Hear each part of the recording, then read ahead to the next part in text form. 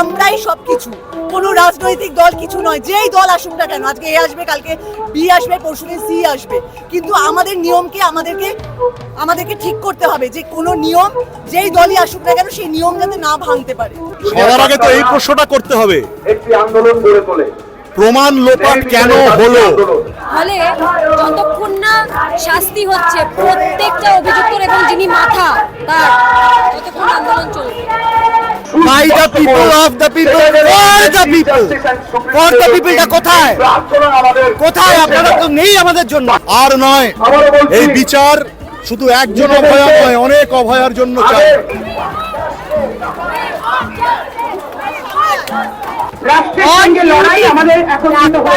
Security না থাকে, আমার কর্মক্ষেত্রে আমার কোনো সিকিউরিটি নেই, তোমার কর্মক্ষেত্রে তোমার কোনো সিকিউরিটি নেই।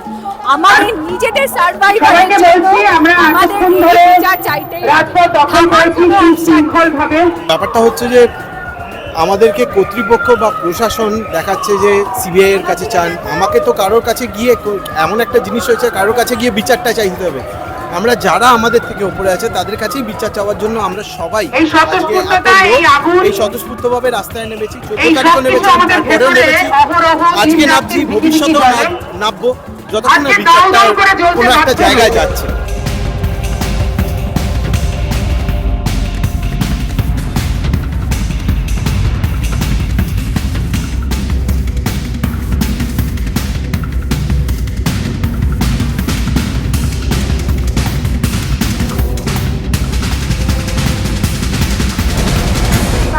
আজকের দিনটাকে লড়াইয়ের প্রথম দিন হিসেবে ধরছি, লড়াইয়ের শুরু হিসেবে ধরছি, এবং প্রত্যেকটা দিনকেই আমরা লড়াইয়ের শুরু হিসেবেই ধরবো।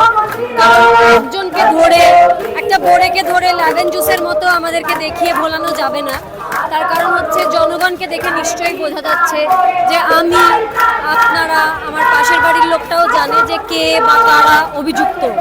যারা অভিযুক্ত প্রত্যেককে ধরতে হবে, দৃষ্টান্তমূলক শাস্তি দিতে হবে, তারপর এই আন্দোলন থাকবে।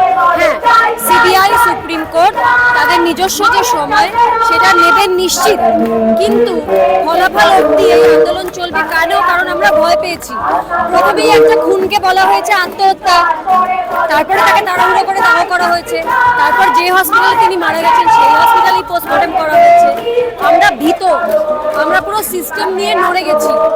ফলে যতক্ষণ না শাস্তি হচ্ছে প্রত্যেকটা অভিযুক্তর এবং যিনি মাথা তার, ততক্ষণ আন্দোলন চলবে।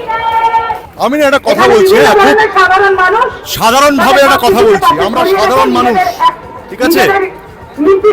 আমরা কিন্তু এইখানে আজকে আসতে এই জন্য বাধ্য হয়েছি, আমাদের প্রচুর প্রশ্ন আছে, সেই প্রশ্নের উত্তর কিন্তু আমরা পেলাম না। আমি সবার প্রতি সম্মান রেখেই বলছি, আমাদের অনেক প্রশ্ন আছে, সে প্রশ্নের উত্তর কিন্তু আমরা পেলাম না, এখনো পর্যন্ত পাইনি। আমার প্রথম প্রশ্ন, একজন সাধারণ মানুষ হিসেবে, প্রথম দিন প্রমাণ লোপাট হলো কেন? এই প্রশ্নটা তো সবার আগে করতে হবে, সবার আগে তো এই প্রশ্নটা করতে হবে, একটি আন্দোলন গড়ে তোলে। প্রমাণ লোপাট কেন হলো? কেন ভেতরে ভাঙচুর হলো?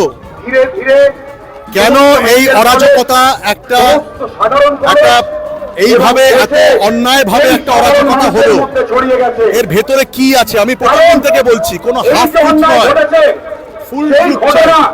অশ্বত্থামা হত ইতি গজ নয়, সত্যিটা মানুষ আজকে জানতে চায়।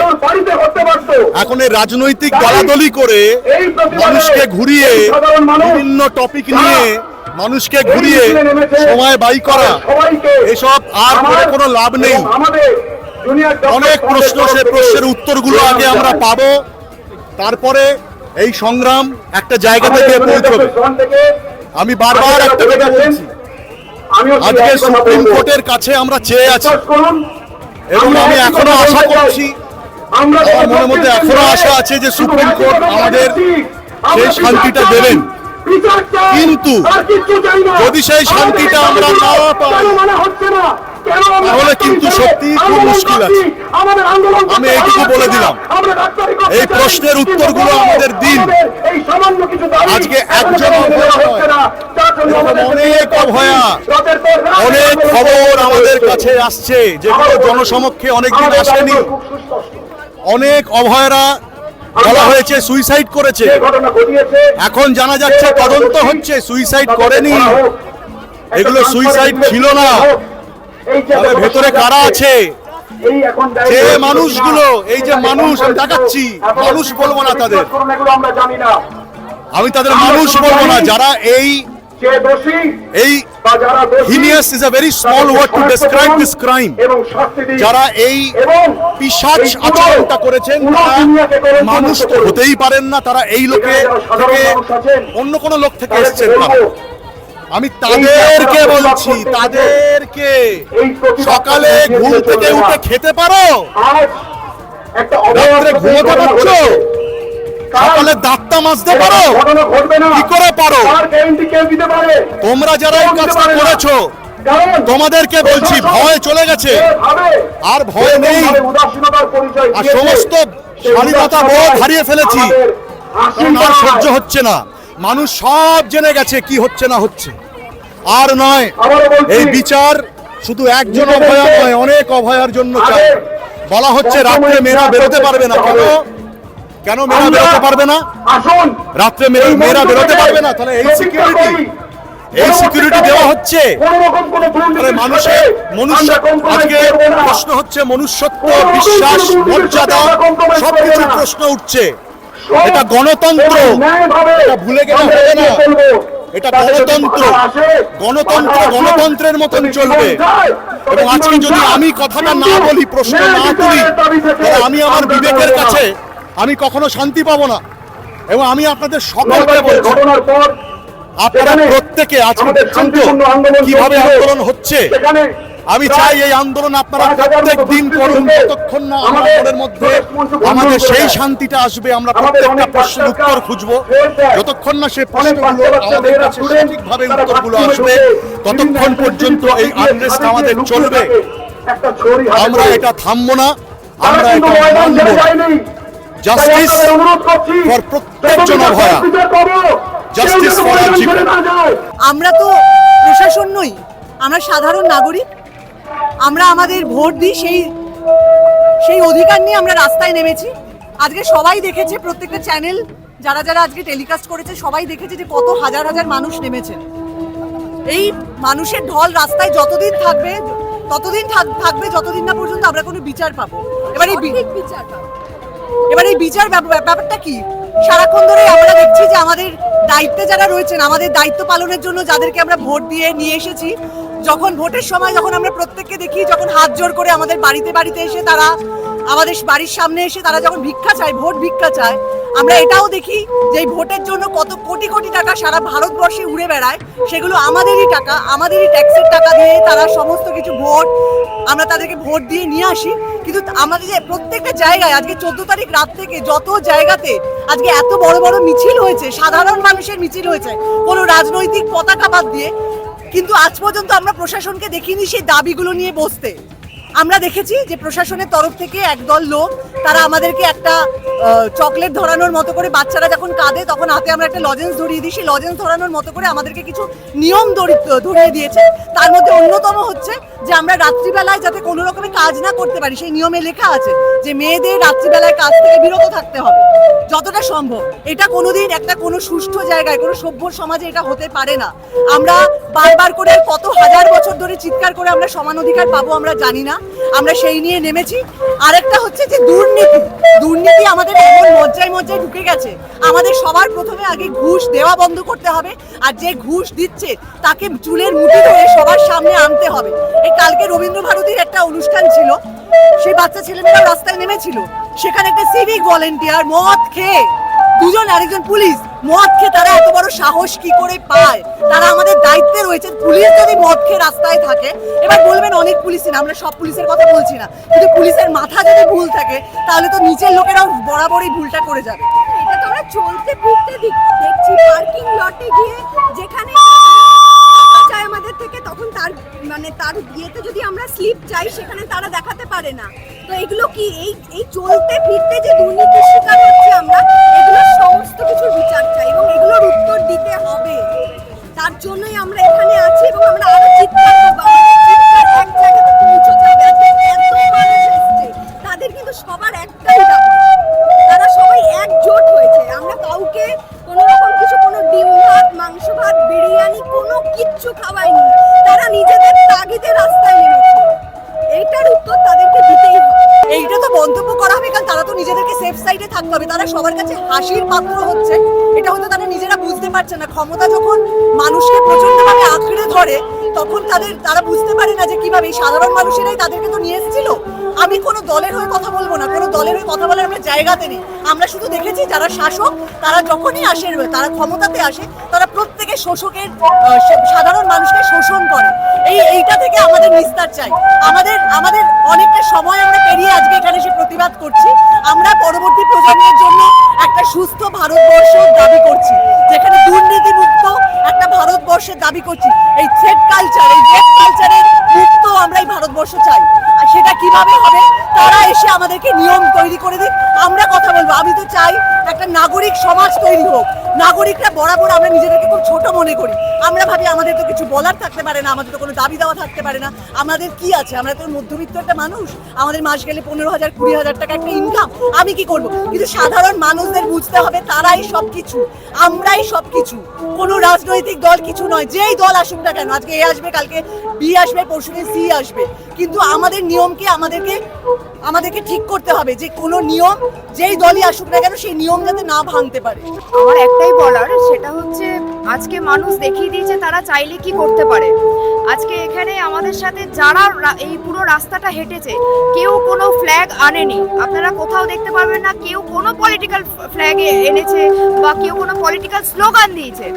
আজকের জমায়েত শুধুমাত্র সাধারণ মানুষদের হয়েছে। তো মানুষ চাইলে সবই পারে। তো এই মুহূর্তে সব মানুষদের কাছে অনুরোধ, আপনারা এখন যতটা ক্ষিপ্ত, আপনারা থিতিয়ে পড়বেন না, আপনাদের এই ভেতরকার আগুনটা ধরে রাখুন। যতক্ষণ না আমরা বিচার পাচ্ছি আমরা লড়ে যাব। আজকে যদি আমাদের সবার লড়াইটা থেমে যায়, তাহলে পরবর্তীতে এরকম ক্রাইম আরও হবে, আর সরকার ধরেই নেবে। এরা 2 দিন চিৎকার করবে, 3 দিন থেকে এদের কোনো আওয়াজ হয় না। সেই জন্যই তো হচ্ছে আজকে এত জায়গায় এত দাবি নিয়ে মানুষ নেমেছে। সরকারের তরফ থেকে একজনও এসে শোনেনি যে আমাদের দাবিগুলো কি কি। আজকে সারা মিডিয়ার লোকজন সারাক্ষণ রাস্তায় আছে, সাধারণ মানুষেরা তাদের কাজ ফেলে রাস্তায় আছে। রোববার দিন তো বাঙালি মাছ ভাত মাংস ভাত ঘুমোয়, এত হাজার হাজার মানুষ তাহলে নামলো কিভাবে? তাহলে সবার আজকে দেওয়ালে পিঠ থেকে সবাই। এইটা যদি আমাদের কোনো আন্দোলন থেকে আমাদের যদি কোনো সুফল না হয়, তাহলে তো এবার অনেক বড় ঝামেলা হবে। এবার সব জায়গায় অনেক বড় আন্দোলন হবে, কারণ মানুষজন এবার নিজের অধিকার বুঝে নিতে চাইবে। সব জায়গাতে এই দালালি, যারা রাজনৈতিক, যারা মাথা, যারা রাজনীতি করে, তাদের ক্যাডাররা সব জায়গায় ছড়ি ঘোরাবে। আর যারা পড়াশোনা করে এই জায়গাতে এসছে, আমরা সবাই জানি ডাক্তার, ইঞ্জিনিয়ার, যারা বড় বড় অফিসার হয়, কত পড়াশোনা, কত মেধা লাগে। তাদের উপরে একদল এসে ছড়ি ঘোরাবে, তাদেরকে ইচ্ছে করে তাদের মতো করে নাচাবে, পুতুল নাচের মতো। এটা হবে না। আমি আমার কাজের প্রতি কনফিডেন্ট। আমাকে কোনো শাসক দল কোনোদিন কোনো কাজ দেয়নি। আমরা এখানে যারা আছি, আমাদেরকে কেউ কোনোদিনও কোনো কাজ দেয়নি। আমরা কিছু হারানোর নেই তো, আমাদের কিচ্ছু। আমি আমার কাজ জানি, আমি ভারতবর্ষের যে কোনো কোনায় গিয়ে কাজ করে নিতে পারবো। কাজের জায়গায় যেখানে আমাদের রাস্তার ধর্ষণ হয়ে গেল, সেখানে আমরা নিজেদের কাজের জায়গা নিয়ে কি ভাববো আর আশাই বা কি করবো? সরকার আমাদেরকে কাজ দেবে, সুরক্ষা দেবে। আমি বারবার করে পরবর্তী প্রজন্মের জন্য আমাদের সবটা লড়াই, আমাদের অনেকটা বয়স হয়ে গেছে, কিন্তু আমাদের এবার নামতে হবে। আমাদের সাথে যে বাচ্চারা রয়েছে, যে বাচ্চারা আসবে, তাদের জন্য আমাদের একটা সুস্থ ভারতবর্ষ দরকার, সুস্থ সমাজ দরকার। কি বলবো বুঝতে পারছি না। এতদিন ধরে আমরা সেই 9 তারিখ থেকে অ্যাকচুয়ালি অপেক্ষা করে আছি। 14 তারিখ প্রথম রাত দখলের লড়াই হলো, এবং তারপরে আজকে এত মানুষ রাস্তায় এসেছেন। তাদের একটাই দাবি ছিল জাস্টিস।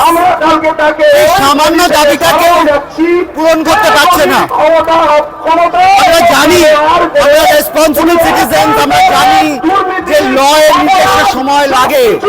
সিবিআই কে একটা ম্যানুয়াল ফলো করতে হয়, কিন্তু তাছাড়াও আরো অনেক জিনিস আছে।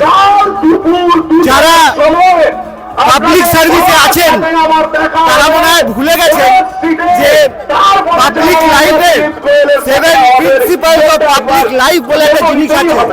আর তার একটা বড় জিনিস হচ্ছে accountability. You are accountable to the people.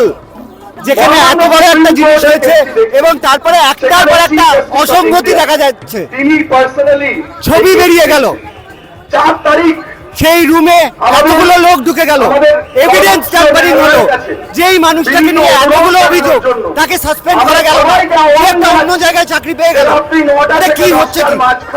Police নিজের ঘরে এবং প্রশাসন সবাইকেই ধিক্কার জানাচ্ছি, কারণ হচ্ছে যে আফটার অল নিজের বিশেষ করে প্রশাসন আরো সুচারুপূর্ণ by the people of the people for the people for the people টা কোথায় কোথায়? আপনারা তো নেই আমাদের জন্য, আমাদের আর বলা হচ্ছে যে জুনিয়র ডাক্তাররা কাজ করছে না। জুনিয়র ডাক্তারদের একটু কথা বলে নি যে জুনিয়র ডাক্তারদের কাজ কি? ওরা কিন্তু এই গভর্নমেন্ট হসপিটালে এমপ্লয়ি নয়, ওরা ট্রেনি ডক্টর, ওরা ওখানে পড়াশোনা করতে এসছে, আর সাথে সাথে ওরা এই সিনিয়র এমপ্লয়িজদের, সিনিয়র ডাক্তারদের তাদেরকে হেল্প করেন। কিছুদিন পরে তারা নিজেদের কর্মক্ষেত্রটা তো আরেকটা বাড়ি, তারা নিজেদের বাড়িতে সেফ নয়, তারা কি করবে? সামিল হবে। তাদের পড়াশোনা ছেড়ে দিয়ে আগের দিন আমি এসএসকেএম হসপিটালে গেছিলাম এবং দেখেছি যে জুনিয়র ডাক্তাররা যারা নিজের সম্মান দিতে পারে ধর্ণা না, দিয়ে বসে আছে তারা ওখানেই বসে পড়াশোনা করছে, আরাধনায় এটা তাদের কাজ। সামিল হওয়ার অধিকার রাখে। এবং ওরা তো ক্রিম দে লা ক্রেম অফ দ্য সোসাইটি, অনেক কষ্ট করে অনেক পরীক্ষা দিয়ে ওই জায়গাটাতে পৌঁছেছে ওরা। জিজ্ঞেস করে তাদেরকে নর্মাল একটা সুস্থ স্বাভাবিক এনভায়রনমেন্টে দেওয়া হচ্ছে না পড়াশোনার জন্য। এইবার যখন জামা কাপড় কিনতে তাদেরকে যাবে, তাদের এই সুস্থ মলগুলোতে স্বাভাবিক ভিড় একটা করবে, এনভায়রনমেন্ট ফর এই আলোগুলো এডুকেশন দেখবেন, দিতে ওই হবে পুষ্পাঞ্জলিটা দেবেন, মায়ের এবং চোখের দিকে যত তাকিয়ে তাড়াতাড়ি দেখবেন, সম্ভব পুষ্পাঞ্জলিটা এই দেবেন, জাস্টিসটা আমাদের নিজেকে পেতেই question হবে করবেন। এবং যতক্ষণ না পাবো আমরা রাস্তায় নামবো এবং এই লড়াইটা খালি জাস্টিস অবধি আটকে থাকবে না। যতদিন এই পরিস্থিতি আমাদের ওয়েস্ট বেঙ্গলে না হচ্ছে যে একটা মেয়েও নির্যাতিত হচ্ছে না, ততদিন সেটা যদি আমার আজীবনকাল হয় আমরা সেই লড়াই লড়ব। ডাক্তারের আগেও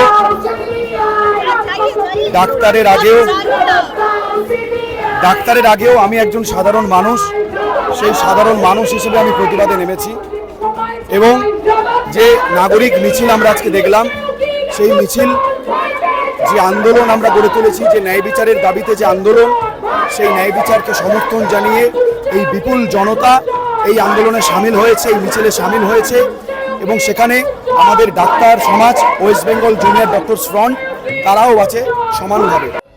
টলিউডের latest update, gossip and entertainment পেতে সাবস্ক্রাইব করুন শুধুমাত্র সিটি সিনেমা, আর ফলো করুন সিটি সিনেমার Instagram, Facebook, Twitter and ShareChat page.